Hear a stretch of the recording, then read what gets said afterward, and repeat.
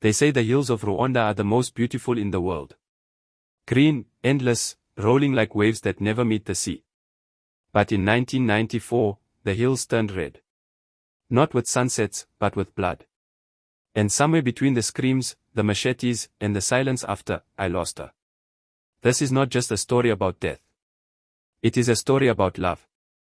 About two hearts that tried to survive when the world decided they were enemies. Her name was Aline. And she was the only reason I believed the world could still be beautiful. I was Hutu. She was Tutsi. And once, that didn't mean anything.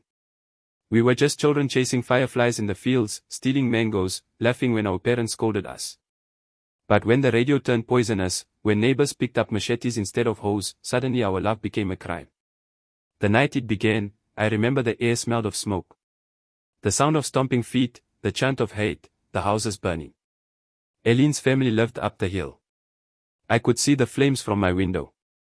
My mother told me to stay inside. My father sharpened his knife. But my heart ran to her. I found her in the banana grove, clutching her little brother's hand, her eyes wide with terror. She looked at me like I was either her salvation or another killer. Aline, I whispered. Come with me. We hid in the church. They told us churches were safe. But the walls of God's house did not keep out hate. One by one, they broke in. Screams. Blood. I pulled her behind a pillar, pressed my hand against her mouth so she wouldn't cry out. Her brother didn't make it. I can still see his eyes staring at the ceiling as if asking why God had abandoned him. We ran. We ran until the hills bled into the sky.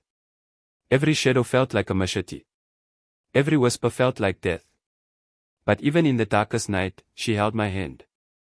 And when she looked at me, it was not with fear, but with love. The kind of love that defied war, tribe, and death itself. For 3 weeks we hid. In fields. In ditches. In the hollow of a tree. I fed her cassava roots, and she gave me hope.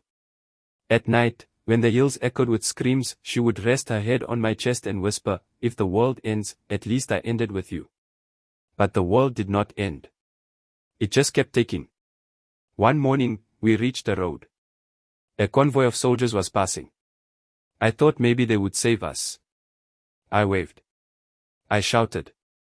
But they were not there to save. They were there to finish. The last vehicle in the convoy was a pickup truck containing the Interahamwe. Seeing us, they jumped out of the vehicle with gusto and ran towards us. The soldiers continued on